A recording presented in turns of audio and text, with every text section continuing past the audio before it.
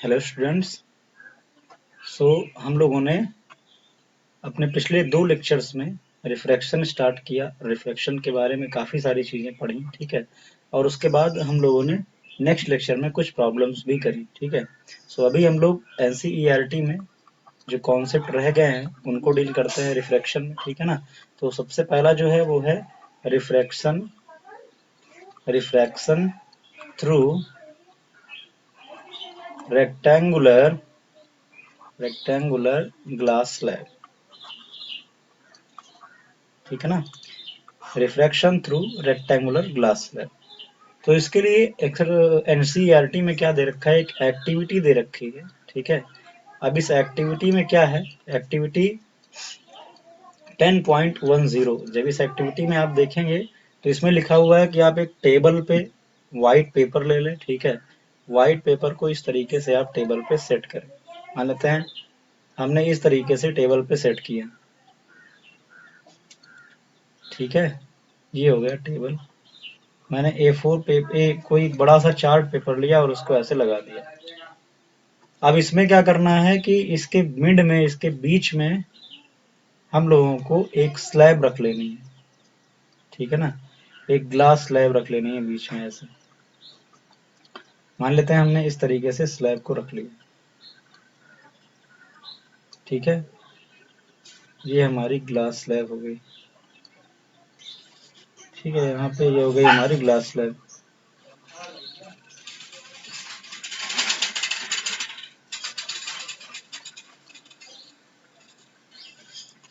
अब क्या करना है कि अब अगर हम यहाँ पे 2 पिन लेते हैं, ठीक है। अगर मैं यहाँ पे 2 पिन लूँ, मान लेते हैं इस तरीके से हमने एक पिन ली, ठीक है। और एक पिन इस तरीके से हमने ली, दूसरी पिन, ठीक। ऐसे मान लेते हैं हम इस तरीके से 2 पिन लेते हैं यहाँ पे, ठीक है। एक पिन मैंने ली इस तरीके से और दूसरी पिन मैंने ली यहाँ पर थोड़ी दूर पे, है ना। और इनको वर्टिकली प्लेस्ड किया, ऊपर की तरफ पिन रख करके ऐसे लिए। और मान लेते हैं कि ये इस पॉइंट पर मिले आकर के। अगर हमने इनको मिलाया, ठीक है, तो मान लेते हैं कि मिलाने पर ये दोनों पिन जो है हमको वो यहाँ पर मिल रही हैं। इसको नाम दिया हमने O, ठीक। और जब हम दूसरी साइड से देखेंगे तो हमको क्या दिखेंगे, ये दोनों पिन की इमेज बनती हुई दिखेगी। अगर हम लोग उन्हें भी ऐसे मार्क करें, ठीक है, कि कहाँ कहाँ पे इमेज दिख रही है, तो हो सकता है कि वो इस तरीके यहाँ से दिखे, ठीक है, या फिर यहाँ दिखे, कहीं भी दिख सकता है। मान लेते हैं कि ये 2 पॉइंट मिले, एक पॉइंट यहाँ पर मिला और एक पॉइंट यहाँ पर मिला। तो जहाँ पर ये दोनों इमेज हमको दिख रही हैं वहां पर भी हम क्या करेंगे, एक पिन लगा दें। अगर हम यहाँ पे भी एक पिन लगा दें इस तरीके से, ठीक है,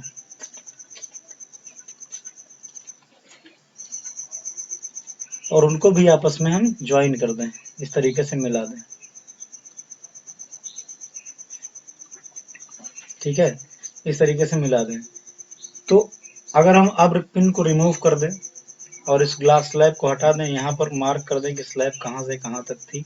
इस तरीके से हम अगर पेपर पे मार्क कर देते हैं और स्लैब हटा लें, पिन्स निकाल दें, उसके बाद जो हमको फिगर मिलेगा, अगर उस फिगर को ध्यान से देखें तो हमको रिफ्रैक्शन के बारे में काफ़ी चीज़ें मिल जाती है। जैसे कि यहाँ पर मैं फिगर को ड्रा करूँ, ठीक है ना।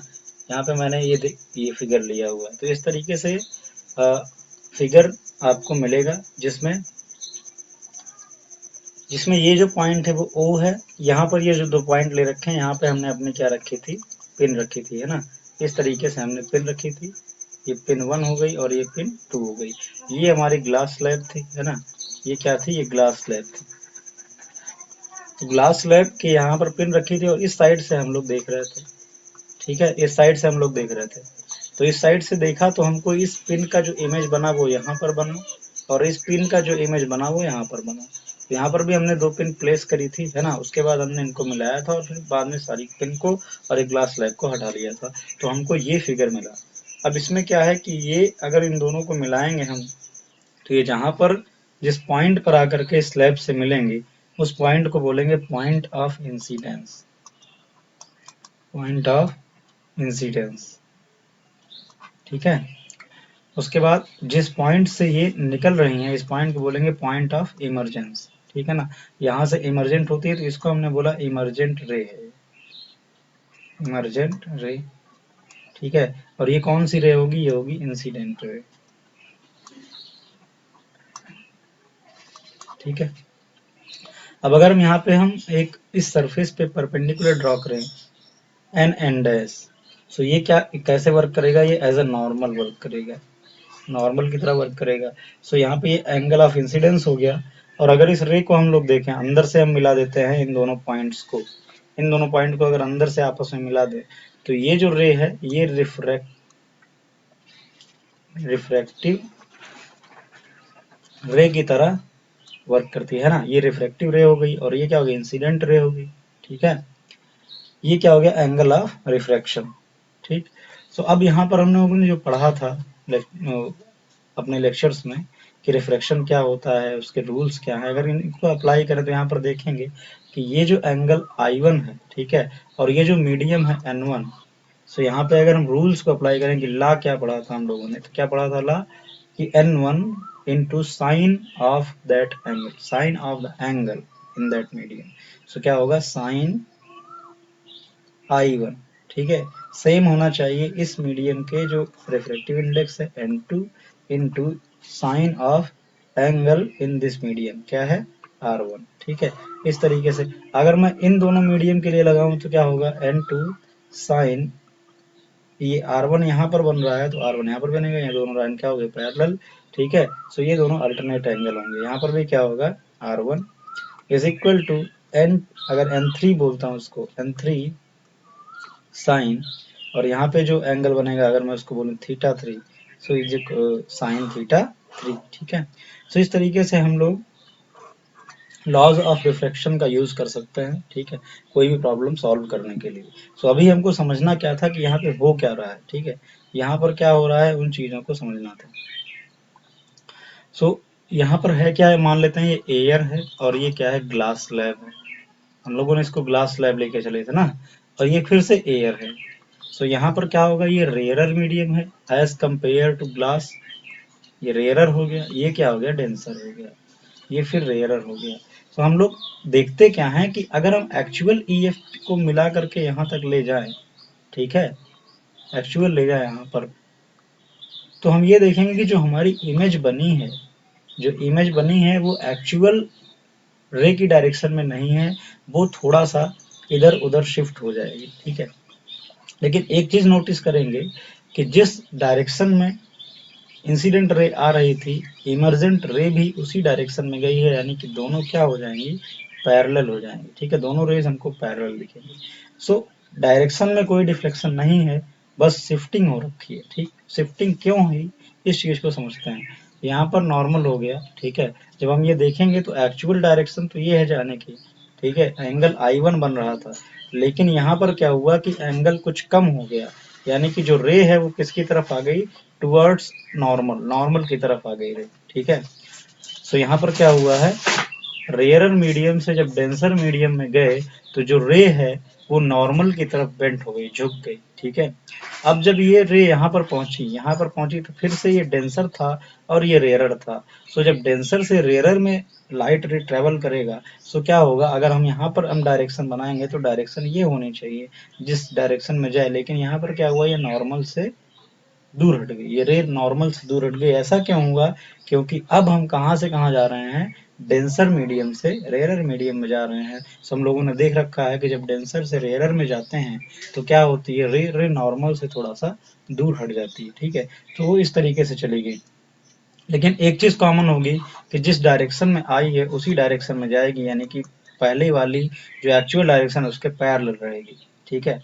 ऐसा इसलिए हो रहा है क्योंकि यहाँ पर क्या हो रहा है, एयर और ग्लास का कांटेक्ट है, तो यहाँ पर जितना चेंज होना है वेलोसिटी में, ठीक है, as compare to air in the glass, glass में आने पर जितना चेंज होना है उस हिसाब से यहाँ पर जो है डिफ्लेक्शन होगा। और वैसे ही यहाँ पर फिर मिल रहा है हमको ग्लास और air same combination of medium है, तो सेम इफेक्ट यहाँ पर भी होगा, है ना। ग्लास से एयर जाने पे जितना डिफ्लेक्शन हुआ था उतना फिर से रिवर्स बैक हो जाएगा। सो जो डायरेक्शन है वो अपने ही, ठीक है, वो प्रीवियस डायरेक्शन में रे ट्रेवल करने लगेगी, ठीक। सो ये कुछ फिनोमेना होती है जब हम ग्लास स्लैब से स्टडी करते हैं रिफ्रैक्शन का, ठीक है। इससे ज्यादा आप लोग को पढ़ना नहीं था, ग्लास स्लैब के बारे में कैलकुलेशन है कि कितना शिफ्ट होता है कितना नहीं, ये टी क्या होगा, अगर स्लैब की मोटाई टी हो उस पर डिपेंड करती हैं चीज़ें, ठीक है। लेकिन आपके कोर्स में कैलकुलेशन नहीं है, वो 11th और 12th, जब आप 12th में जाएंगे तब एनालिटिकल अप्रोच इसको देखना होगा, मैथमेटिकल कैलकुलेशंस इसमें करनी होंगी, ठीक है।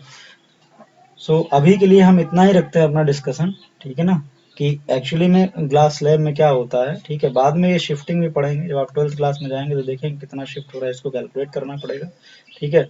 ये कुछ रिलेशन दे रखा होगा ग्लास स्लैब की थिकनेस के अकॉर्डिंग, ओके। सो अब हम लोग आगे बढ़ते हैं और देखते हैं कि क्या दे रखा है, ठीक है। ठीक है, तो यहाँ पे फिर लॉस दे रखे हैं, ये हम लोगों ने पढ़ रखा है, ठीक है। रिफ्रैक्टिव इंडेक्स की डेफिनेशन दे रखी है, इसके बारे में बताया, ये सारी चीजें हम लोगों ने देख रखी हैं। यहाँ पे ये फार्मूला दे रखा है n21, ठीक है ना, speed of light in vacuum in medium 1 upon speed of light in medium 2। अब इसकी डेफिनेशन क्या हो गई, refractive index of medium 2 with respect to 1 V1 upon V2। ये सारी चीजें हम लोगों ने कर रखी हैं, ठीक है। आप रिवाइज कर लें लेक्चर को, मैक्सिमम पूरा का पूरा आप में जितना दे रखा है मैंने उतना कवर करा दिया था।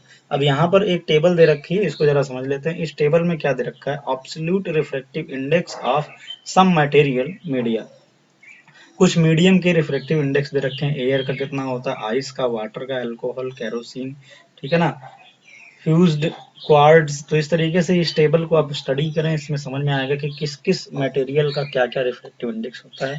उसके बाद स्विच करेंगे डायरेक्टली इन टेक्स्ट क्वेश्चन पे। अब इन टेक्स्ट क्वेश्चन में क्या दे रखा है, सबसे पहला क्वेश्चन है, a ray of light travelling in air, air में ट्रेवल कर रही है कोई लाइट रे, ठीक है ना, enters obliquely into water, obliquely मतलब थोड़ा सा तिरछी होकर के वाटर में, पानी में एंटर करती है। Does the light ray bend towards the normal or away from the normal? Why? तो एयर में ट्रेवल कर रही है ये लाइट रे, ठीक है ना, एयर में ट्रेवल कर रही है और कहाँ जाती है, वाटर में जाती है, ऑब्लिकली जाती है, मतलब थोड़ा सा टेढ़ी होकर। सपोज करो कि ये सरफेस हो किसका, वाटर का, ये वाटर का सरफेस मान लेते हैं और यहाँ पे एयर मान लेते हैं और ये वाटर है पूरा का पूरा यहाँ पे, ठीक है ना, यहाँ पे वाटर है। सो ऑब्लिकली का मतलब थोड़ा सा टेढ़ी होकर के एक रे है जो यहाँ पर आई, लाइट रे, ठीक है, इस वाटर पे इंसिडेंट हुई। अब क्या होगा, ठीक है ना, अब क्या होगा, किस तरफ ये बेंड करेगी, टुवर्ड्स द नॉर्मल या फिर अवे फ्रॉम द नॉर्मल। सो हम लोग क्या मान लेते हैं कि ये क्या नॉर्मल है, ठीक है ना, ये नॉर्मल ले लिया हमने, मान लेते हैं कि यहाँ पे इंसिडेंट हुई, ये नॉर्मल ले लिया। सो क्या होगा, ये एंगल ऑफ इंसिडेंस आई होगी, ठीक है। सो एक्चुअल डायरेक्शन क्या होगी जाने की, एक्चुअल डायरेक्शन तो ये होनी चाहिए, लेकिन अब यहाँ पे मीडियम चेंज हो रहा है, स्पीड चेंज होगी लाइट की, स्पीड चेंज होगी, यहाँ पे रिफ्लेक्टिव इंडेक्स भी है। और 1 पॉइंट वाटर का कितना होता है 1.33 और एयर का कितना होता है अप्रॉक्स 1, ठीक है। सो रिफ्लेक्टिव इंडेक्स किसका ज्यादा है, वाटर का, वाटर का ज्यादा है, इसका मतलब ये डेंसर है, ये डेंसर है और ये क्या है, ये रेयर है। तो जब भी लाइट रेयरर मीडियम से डेंसर मीडियम में जाती है तो नॉर्मल की तरफ क्या होती है, बेंड कर जाती है। तो ये नॉर्मल है यहाँ पर, सो ये क्या होगी, नॉर्मल की तरफ ऐसे झुक जाएगी थोड़ा सा, है ना। तो ये एंगल क्या होगा, ये कम हो जाएगा, एंगल आर जो होगा वो आई से कम हो जाएगा इस केस में। सो इस तरीके से यहाँ पर रिफ्रैक्शन की फिनोमेना होगी, जो लाइट रे है वो टुवर्ड्स द नॉर्मल जो है बेंड कर जाएगी, झुक जाएगी, ठीक है। तो इतना ही पूछ रहा था कि किस तरफ रे मुड़ेगी, ठीक। तो हम लोगों ने ये देखा।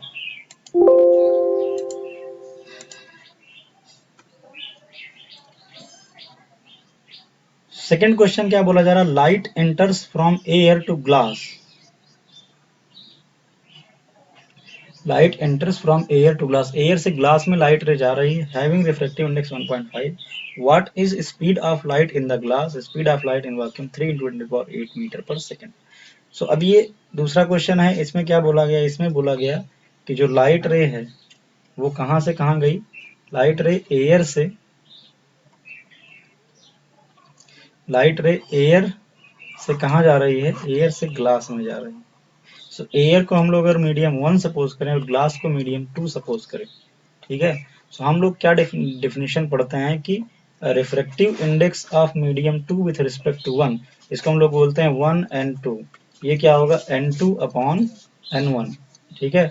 और इसको अगर वेलोसिटी से रिलेट करेंगे तो क्या फार्मूला देखा था, v1 upon v2। Okay, so 1 n2 is equal to n2 upon n1 is equal to v1 upon v2। तो ये फार्मूला हम लोगों ने देख रखा था। अब यहाँ पे n2 क्या है, रिफ्रैक्टिव इंडेक्स ऑफ मीडियम 2,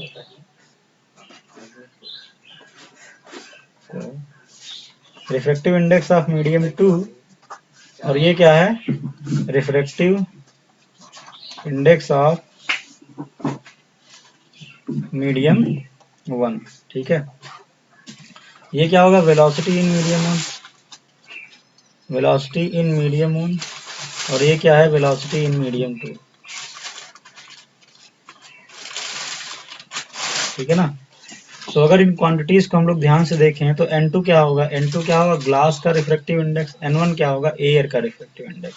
तो यहाँ पर जब वैल्यू पुट करेंगे तो ग्लास का रिफ्रैक्टिव इंडेक्स दे रखा है कितना, 1.5। ठीक, 1.5, और एयर का रिफ्रैक्टिव इंडेक्स कितना दे रखा है, अप्रॉक्स 1। ठीक है, इक्वल हो जाएगा, v1 का मतलब है वेलोसिटी इन मीडियम 1, मीडियम 1 का मतलब एयर, और एयर और या वॉकिंग में वेलोसिटी में कितना मान सकते हैं, 3 × 10⁸ मीटर पर सेकंड। सो क्या होगा यहाँ पे, 3 × 10⁸ मीटर पर सेकंड। और v2 का मतलब वेलोसिटी इन ग्लास, तो वेलोसिटी इन ग्लास को हम लोग v2 मान लेते हैं। तो v2 का कैलकुलेट करेंगे तो क्या होगा, v2 is equal to 3 × 10⁸ metre per second, और ये 1.5 को क्या लिखेंगे हम, 3/2। ठीक है, तो 3 3 कैंसिल हो गया, ये 2 ऊपर जाएगा, कितना हो जाएगा, 2 × 10⁸ मीटर पर सेकेंड। तो इस तरीके से हम लोग वेलोसिटी कैलकुलेट कर लेंगे, किसमें, वेलोसिटी इन मीडियम 2। मीडियम 2 का मतलब ग्लास में कितनी वेलोसिटी होगी। ठीक है, लाइट की। तो ये क्वेश्चन नंबर 2 था। अब हम लोग आगे बढ़ते हैं और देखते हैं next question, question number 3। Find out from table 10.3 the medium having highest optical density, also find the medium with lowest optical density। तो ऑप्टिकल डेंसिटी के टर्म में यहाँ पर दे रखा है हमको। ठीक है, ठीक है, यहाँ से अगर टेबल में देखें तो सबसे ज्यादा रिफ्रैक्टिव इंडेक्स किस मटेरियल का है, टेबल देख करके आप बताएं। यहाँ पर 1 है, 1.31, 1.33, 1.36, 1.4, 1.46, 1.4, 1.5, 1.52, 1.53, 1.54, 1.63, 1.65, 1.71, 1.77, 2.42, मतलब इंक्रीजिंग ऑर्डर पे यहाँ पे हमको रिफ्रैक्टिव इंडेक्स दे रखा है। तो डायमंड का कितना है, रिफ्रैक्टिव इंडेक्स 2.42 है। तो सबसे ज्यादा रिफ्रैक्टिव इंडेक्स इस टेबल में यहीं पर दिया हुआ है जो डायमंड का है। ठीक है, तो क्वेश्चन क्या पूछा जा रहा था, क्वेश्चन पूछा जा रहा था find out the medium having highest optical density. Optical density का मतलब ऑप्टिकली कौन ज्यादा डेंसर है। ठीक है, ये चीज कहाँ से पता चलती है हमको, रिफ्रैक्टिव इंडेक्स। रिफ्रैक्टिव इंडेक्स जितना हाई होगा उसको हम लोग उतना ही ऑप्टिकली डेंसर बोलेंगे। सो यहाँ से क्या मिलता है, हम लोगों को मिलता है हाईएस्ट में हमको क्या मिलेगा, डायमंड मिलेगा, और लोवेस्ट में क्या मिलेगा, लोवेस्ट में क्या मिलेगा, लोएस्ट में तो सबसे कम किसका, एयर का ही दे रखा है ना। सो इस तरीके से ये क्वेश्चन का आंसर हो गया। क्वेश्चन नंबर 4 क्या बोला गया है, you are given kerosene, turpentine, okay, and water. Kerosene, turpentine and water, ये 3 चीजें दे रखी है। तो यहाँ पे अगर ढूंढे तो कैरोसिन कितना हो गया, 1.44, टर्पेंटाइन कितना हो गया, 1.47, और वाटर कितना हो गया, 1.33। तो वाटर का सबसे कम, उसके बाद केरोसिन का, उसके बाद टर्पेंटाइन। वाटर, केरोसिन, टर्पेंटाइन का रिफ्रैक्टिव इंडेक्स इस ऑर्डर में है। In which of these does the light travel fastest? Use the information given in table 10.3। So हम लोगों ने ये चीज देख रखी थी रिलेशन के फॉर्म में, समझा भी था कि किसमें स्पीड ऑफ लाइट का क्या ऑर्डर होता है। ठीक, सो अगर अभी भी मैं कंपेयर करूं, सो मीडियम 1 और मीडियम 2 का फॉर्मूला अगर आप रिवाइज करें तो v1 upon v2 is equal to क्या था, n2 अपॉन n1। ठीक है, ये रिफ्रैक्टिव इंडेक्स और ये वेलोसिटी दोनों क्या होते हैं, अपोजिट होते हैं एक दूसरे के, है ना। रिफ्रैक्टिव इंडेक्स ज्यादा होगा यानी कि डेंसर, अगर मीडियम ज्यादा है, मीडियम की डेंसिटी ज्यादा है, सो वेलोसिटी क्या होगी, कम होगी। सो ऐसा मीडियम जिसमें जिसकी रिफ्रैक्टिव इंडेक्स सबसे कम है, हम लोगों ने क्या क्या लिया, वाटर लिया, ठीक है, केरोसिन लिया और टर्पेंटाइन लिया। वाटर का 1.33 मिला, इसका क्या मिला 1.44 मिला, और इसका क्या मिला, इसका थोड़ा सा ज्यादा मिला, इन सबसे ज्यादा मिला। ठीक है, सो अब जो रिफ्रैक्टिव इंडेक्स का ऑर्डर है वो ये है, यानी कि डेंसिटी का जो ऑर्डर है वो ये है। सो वेलोसिटी का ऑर्डर क्या होगा, इसका रिवर्स, यानी कि वेलोसिटी किसमें, वाटर में ज्यादा होगी, फिर केरोसिन में, है ना, फिर केरोसिन में होगी, फिर उसके बाद इस मीडियम में होगी। तो सबसे ज्यादा जो वेलोसिटी होगी, सबसे ज्यादा जो स्पीड होगी वो किसमें होगी, वाटर में होगी, जिसमें रिफ्रैक्टिव इंडेक्स कम हो रहा है। नेक्स्ट क्वेश्चन क्या है, the refractive index of diamond is 2.42, what is the meaning of this statement. इसका मतलब ये है कि रिफ्रैक्टिव इंडेक्स जितना ज्यादा होता है उस मीडियम में लाइट की जो स्पीड है उतना ही कम हो जाती है। सो डायमंड में जो स्पीड है लाइट की वो क्या हो जाएगी, बहुत कम हो जाएगी as compare to air. Air में जो स्पीड ऑफ लाइट है वो कितना है, 3 इंटू 10⁸ मीटर पर सेकेंड। ठीक है ना, और अगर यहाँ से हम n1 ले तो n1 कितना हो गया, अप्रॉक्स 1। अब अगर इसमें हम v2 मान लेते हैं, v2 में n2 कितना हो गया 2.42। यहाँ से जब कैलकुलेट करेंगे तो v2 हमको मिल जाएगा, v2 क्या मिलेगा, v2 अगर v1 upon v2 is equal to n2 upon n1 का फार्मूला लगाते हैं, सो v2 इज इक्वल टू क्या हो जाएगा, n1 upon n2 into v1। ठीक है, सो n2 is greater, so that the velocity will be reduced। so यहाँ पर जो velocity है वो हमको कम मिलेगी as compared to v1। ठीक है, इस तरीके से कुछ इन टेक्स्ट क्वेश्चन थे जो हम लोगों ने अभी यहाँ पे सॉल्व किए। ठीक, अब हम लोग देखेंगे नेक्स्ट लेक्चर में नेक्स्ट टॉपिक, जो कि क्या होगा, रिफ्रैक्शन बाय स्फेरिकल लेंसेज, और यही लास्ट टॉपिक है हम लोगों का इस लाइट चैप्टर में। ठीक है, स्फेरिकल लेंसेज पढ़ने के बाद हमारा ये चैप्टर क्या होगा, खत्म हो जाएगा। तो बहुत कुछ खास नहीं है, ठीक है, ज़्यादा नहीं दे रखा है, हम लोग इसको 1-2 लेक्चर में सॉल्व करने के बाद प्रॉब्लम्स देखेंगे, तो मैक्सिमम 3 लेक्चर में आप लोग का ये जो चैप्टर है वो अब खत्म होने वाला है। ठीक है, आप इस बार इसको आप रिवाइज करते रहें। ठीक है, जितने लेक्चर्स हम लोगों ने हमने प्रोवाइड किए हैं उसको आप देखते रहें। ठीक, ओके, मिलते हैं नेक्स्ट लेक्चर में। ठीक है।